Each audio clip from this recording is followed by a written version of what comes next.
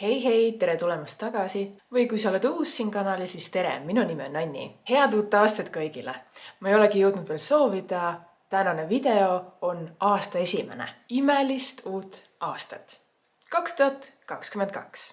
Let's go! Ja aasta esimese videos ma otsustasin jätkata teie soovidele vastamist. Detsembri alguses küsisin vaatajatelt teilt soovivideosid, mida te tahaksite siis videotes rohkem teada saada ja tänane video on järjekorras teine soovivideo. Selle videoga tervitan Maari Põimi, sest et tema just kaelahoolduse kohta küsis. Nimelt ta uurib just kaelahoolduse kohta ja selliste horisontaalsete joonekeste kohta, mis kaelal võivad juba tekkida tegelikult 20. eluaastatest. Et kas on midagi, mida siis oma igapäevases nahahoolduses kaela osas eriti silmas pidada ning milliseid tooteid ja milliseid nippe ma soovitaksin. Ja seal oli väga spetsiifiline küsimus veel lõpus, et kaelanahka ju ei ole väga hea koorida. Küsimärk. Nii, aga võtame kaelahoolduse siis natukene jällegi laiemaks. Räägime kaelast, kaelanahast, kaelahooldusest ja kaelaspetsiifikast. Olen juba varasemalt maininud ja ma arvan, et see on üldteada tõde, et kaelanahk on suhteliselt õhuke või isegi võiks öelda väga õhuke. Ta on palju õhem kui meie näonahk. Jah, meie näos on ka silmaümbruse nahk väga-väga õhuke, aga kaelanahk, olles päris suur osa meie nahast, on tõeliselt õhuke. Kaelanahas on ka väga palju vähem või lausa peaaegu olematu kogus rasunäärmeid.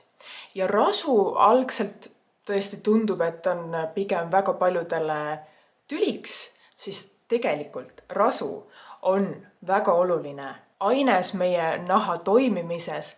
Ta niisutab ja isegi hoiab naha nooremana. Alati jällegi kordan oma kanalil, et niisutatud ja poputatud nahk näeb noorem välja. Niisamuti seesama meie enda naha rasu tootmine aitab nahka nooremana hoida. Ja kuna neid rasunärmid tõesti kaelanahas on väga-väga vähe, siis võib juba siit järeldusi teha, et nahk kipub olema palju-palju kuivem.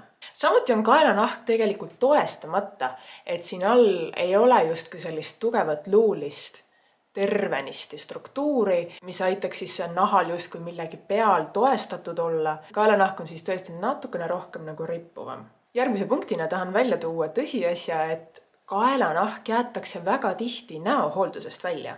Et hooldatakse küll kogu oma armsat näonahka, aga kaelani peaaegu ei jõutagi. Aga kogu nahahooldus alates puhastusest kuni SPF kreemini on kanda ka kindlasti vaja kaelale, dekolteele, näole, absoluutselt.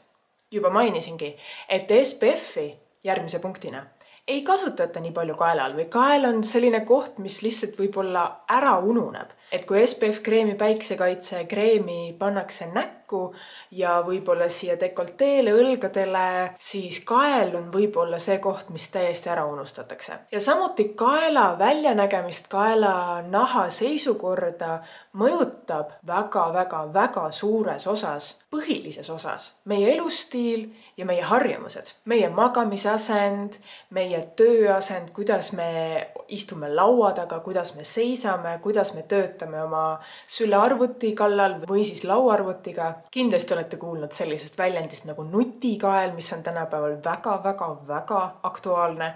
Et see kõik selline liikumised, toimetamised mõjutavad niisamuti meie kaelanahka ja kaelale tekkivaid kortsukesi. Ja isegi selline väikene punkt nagu parfüümi kasutamine mõjutab kaela ja kaelanahka. Aga mida siis teha, et neid vertikaalseid joonekesi ennetada, neid võib-olla natukene turgutada, ravida, et hoida kaelanahk sama nooruslik kui näonahk ja dekolteenahk, mida kaelahoolduses kindlasti silmas pidada. Juba mainisin, number 1.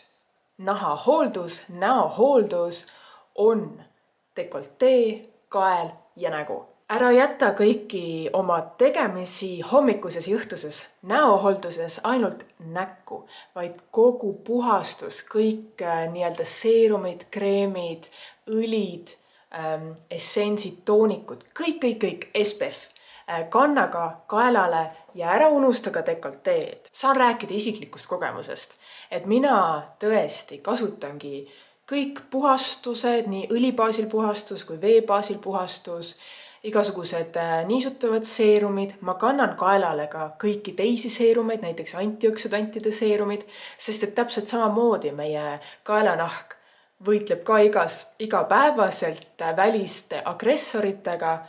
Niisamuti kannan kaelanahale peptiidid, retinoliseerumi muidugi, et minu kaelanahk ei ole tundlik. Kaelanahk, jah, olles õhuke, võib olla tihti väga tundlik ja sellisel juhul peab tõesti olema natuke ettevaatlik kõigi selliste väga tugevate aktiivainetega seerumite või kreemide kasutamisel. Aga üleüldises mõttes, kui sul ei ole olnud ühtegi reaktsiooni, siis kindlasti kanna kõik oma nahahooldustooted ka kaelale. Mainisin just tundlikku nahka, et siin juures tõesti on vaja olla tähelepanelik, et kui su kaelanahal just, tekib reaktsioon, ta ärritub üles, ta punetab, ketendab, sinna tekib kipitustunne, jäta see toode kaelanaha juures nahahooldusest välja. Võib-olla on see toode päris kindlasti sellel hetkel liialt tugevatoimeline su kaelanahale just. Jäta kaelanahale siis sellised natukene pehmemad tooted. Võib-olla eelista kaelanahal, kui sul on tundlik kaelanahk, pigem selliseid lihtsaid, aga samas niisutavaid ja väga-väga toitvaid tooteid, sest et kaelanahk on õhuke, tal on vähe rasunäärmeid ja ta kipub tihti kuivama. Eelista siis tooteid, milles ei ole parfüüme, milles ei ole lõhna, värvaineid, kus ei ole koostisainete nimekiri väga pikk ja sa tõesti suudad järge pidada, et mis sinna on üldse lisatud. Mainisin siin niisutust ja tõesti, kaelanaha osas peaksid sa võib-olla üle vaatama oma nahahooldustooted sellisel juhul, kui su enda näonahk on rohkem rasusem, sest et siis sa kipud kasutama nahahooldustooteid, mis on kergemad, sellisemad vesisemad ja just rasusemale nahale mõeldud.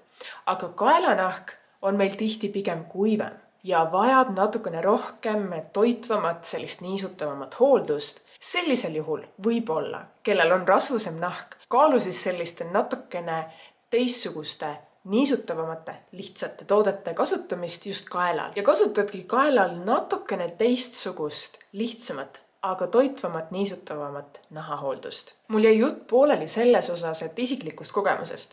Tõesti, ma kasutan oma kaelanahal ka retinoliseerumit. Minu näo ja kaelanahal ei ole ta tekitanud ühtegi reaktsiooni. Retinol on teada-tuntud number 1 nii-öelda vananemise vastane toimeaine. Ja kui sa tahad tõesti oma kaelanaha eest hoolitseda, teda hoida võimalikult nooruslikumana, siis retinoli, A-vitamiini derivaadi tooted on selles mõttes väga hea minek. Kui sinu retinoliseerum, mida sa näol kasutad, on kaela jaoks liialt kuivatav ja ärritav, siis kaalu natukene madalama protsendiga retinoliseerumit või siis on olemas ka looduslik alternatiiv retinolile, mis peaks töötama enam-vähem sarnaselt ja selleks toimeaineks on pakutsiol. Panen sulle ka paar tootelinki video alla. See on viimase nahahoolduses uuematest trendidest toimeaine, mida võrreldakse retinoliga, aga ta ei tekita nahas liialt tugevat kuivust, ketendust, punetust, mida kõike retinol võib tekitada. Ehk siis ta on natuke pehmema toimelisem ja peaks võib-olla kaelanahale, kui sa retinoli kasutada ei saa, olema väga hea alternatiiv. Mainisin ka niisutust, et tõesti kaelanaha niisutamine on väga-väga oluline. Kasuta nahahooldustooteid, kus sees on aminohapped, hüaluroonhappe, peptiidid on väga head niisutajad nahas. Niatsiinamiid sellises 3-5% kontsentratsioonis, keramiidid, shea või igasugused teised õlid, glütseriin, pantenool, see nimekiri läheb pikaks. Et tõesti, niisutatud nahk näeb välja nooruslikum, säravam, rohkem sellisem elujõulisem, nii et kogu niisutus ka kaelanahale. Maari küsis ka väga spetsiifiliselt naha koorimise kohta ja kaelanaha koorimise kohta, et see justkui ei oleks võib-olla väga hea asi, mida teha. Tõesti, kaelanahk on väga õrn ja siia sellise füüsikalise koorijaga mina küll peale ei läheks. Füüsikalise koori all mõtlen just nende väikeste terakestega koorijaid, sest et ta võib ärritada seda õhukest nahka liialt ja teha võib-olla hoopis rohkem kahju kui kasu. Samas on koorimine ju väga hea, sellepärast et ta eemaldab surnud naharakkude kihi pealt ja kõik teised tooted, mida sa peale paned, imenduvad sügavamale. Siinjuures ma soovitan proovida väga-väga pehmet happekoorijat, näiteks mandelhappe või 5% piimhappe. Need happed on tõesti sellised väga pehmed, nende molekuli suurus on pigem suurem, ehk siis nad ei imendu niivõrd sügavale ja ei tekita kuivamist, ketendamist, reaktsioone liialt tugevaid. Et selline korra nädalas kaelanahka koorida on minu meelest ikkagi päris hea mõte. Mina kasutan oma kaelal, nagu ma mainisin, kõiki oma näonahal tooteid ja sealjuures ka piimhappe seerumid 10%. Minu kael on olnud sellega suhteliselt rõõmus, ma ei ole tundnud või kuidagi saanud aru, et ta kas ketendaks või punetaks, ärrituks üles sellesse, järelikult talle see sobib. Nii et tõesti, mina ikkagi selliste pehmete happekoorijatega koorida küll soovitaksin. Korra mainisin parfüümide kasutamist ja tahan siinjuures ka natukene sellest rääkida. Et väga-väga tavaline koht, kuhu naised parfüümi kannavad, on just kaelale.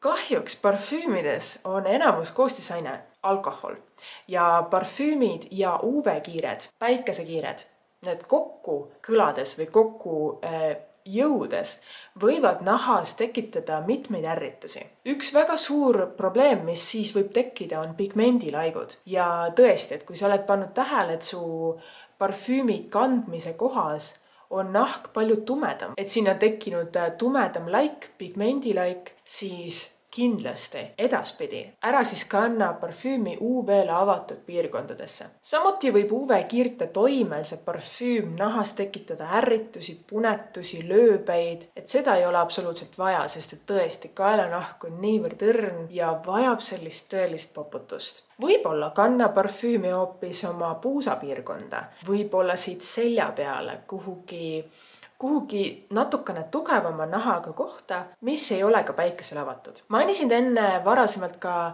elustiili ja siia juurde kuulub ka sõna või mõiste rüht. Elustiili osas kindlasti ära suitseta, ära tarbi liialt alkoholi, toitu tervislikult. Magamine on oi-oi-oi kui oluline, et vähemalt 7-8 tundi sellist head ööund aitab meie nahka, meie immuunsust, meie olu, kogu keha toimimisele palju paremini kaasa. Öösel nahk tervendab ja uuendab ja noorendab ennast. Ja kui sa ei saa korralikult oma ööund täis, siis ka nahk ei saa ennast nii-öelda järgmiseks päevaks uuesti restartida. Ja siinkohal siis mõiste rüht niisamuti. Et juba mainisin seda tehnikast tulenevat nutikaela, et kõik asjad, kui me paneme siia ennast, siis me tekitame siia juurde lisajoonekesi, pingeid, ebamugavusi ja meie rüht läheb paigast ära ja ongi muutused tegelikult käes. Jälgi ka seda, et kuidas oma töö juures või mis iganes hetkel arvutis olles oma keha ja rühi mõttes oled. Et tihti on meie sülearvutid meil süles ja ta on silmade mõttes mitte silmade kõrgusel, vaid hoopis allpool.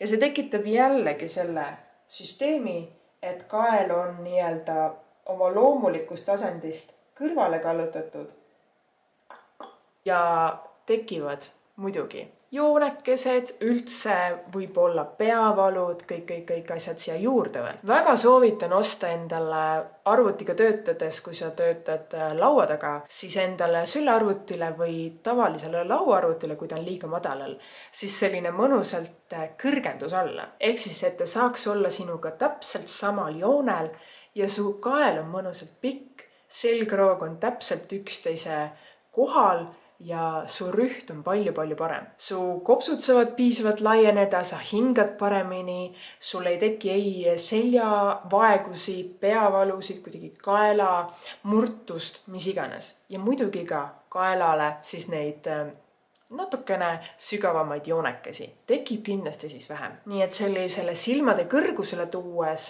ma arvan, et ka sinu töö tegemise kulg on palju parem. Ja see on lihtsalt tervislikum. Ja nüüd, kui ma enne mainisin, et tõesti nahahoolduse mõttes niisuta, kasuta SPF-i, see on veel nagu nii oluline.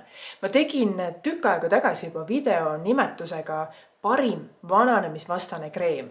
Ja selles videos see kreem muidugi ongi ju SPF. SPF 30, veel parem SPF 50 ja kanna see kõik oma kaelale, kaela taha, dekolteele, muidugi näole.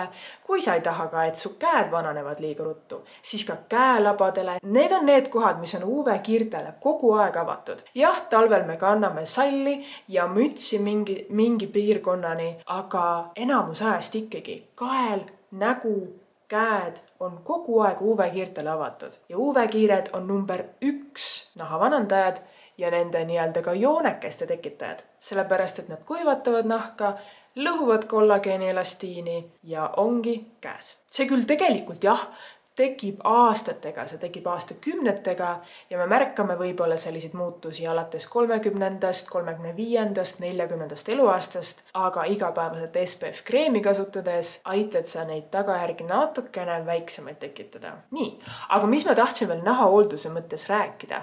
Viimasel ajal on sellises inglisekeelses välismaa YouTube'is väga suurt hoogu kogunud sellised silikoonmaskid, ütleme niimoodi, mida kantakse öösel oma näo siis sellistes piirkondades, kus sa tahaksid juba vähekene tekkinud kortse leevendada ja võib-olla neid joonekesi siluda ja ka kindlasti ära hoida. Need on sellised silikoonist täpselt nahale mõeldudki, justkui nagu plaastrid, mida sa siis kannad teatud piirkondadesse terveks ööks ja kasutadki neid iga öö. See silikoonplaaster hoiab ära selle, et nahk ei kuiva nii ruttu ära, sest et ta tekitab sinna totaalselt sellise kihi peale. Teiseks, see silikoonplaaster hoiab ära selle naha murdumise.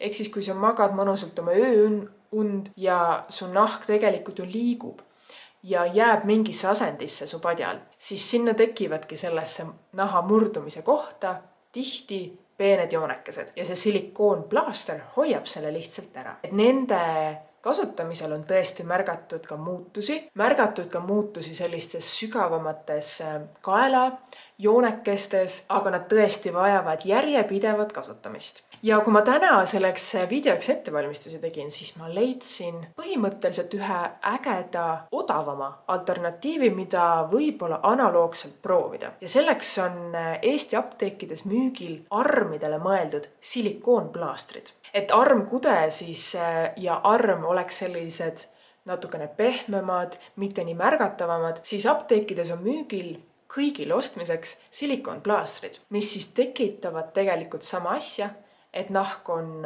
hoitud, ta on rohkem niisutatud ja ta on paigal. Panen sulle ka paari plaastri lingid video alla. Et need plaastrid tekitasid mul küll tunnet, et ma tahaksin ka oma kaela kurdude või nii-öelda joonekeste puhul neid proovida. Need välismaa silikoonplaastrid on tõesti päris krõbeda hinnaga. Siis see silikoonplaaster apteegist ostes on palju mõistlikum ja palju lihtsam ka kätte saada. Nii et mul täitsa tekkis praegu hasart, et neid proovida. Et võib-olla, kui sul on huvi, siis katseta ka sina need ära. See on vist kõik. Mul on tunne, et ma käisin praegu niimoodi väga hüplevalt kõik olulised teemad läbi. Kui sul jäi miski veel segaseks või mingi osa sellest videost tekitas veel küsimusi, siis pane kindlasti video alla. Hea meelega vastan teile. Ma loodan, Maari, et sa said tänasest videost natukene rohkem infot ja ideid. Ühe asja unustasin öelda. Et kaelale eraldi mõeldud tooted, mis nad endast kujutavad. Tihti ongi nad lihtsalt natukene rohkem niisutavamad ja kui nendes on toimeained sees, siis need toimeained on lihtsalt natukene väiksemas kontsentratsioonis. Ehk siis nad on tundlikule kaelanahale rohkem sobilikumad. Kui sinu üleüldine nahahooldus sobib su kaelale, siis mina kindlasti soovitaks kaelal kasutada kõike muid asju, mida sa ka kasutad oma näol. Aga kui sind huvitab mõni kaelatoode, siis miks mitte katsetada? Mina isiklikult ei ole veel jõudnud lihtsalt katsetada ja sellepärast ei oska ka praegu 100% ühtegi kindlat toodet soovitada. Aga neid silikooniplaastreid ma tahaks küll proovida. Sest kõik muu niisutus ja asjad ma saan sellega hakkama. Nii, me oleme jõudnud lõppu. Aitäh sulle täna vaatamast. Ägedat 2022 aastat meile kõigile ja me näemegi juba järgmises videos. Olge tublid. Tšauka! Vup, vup, vup, vup, vup, vup.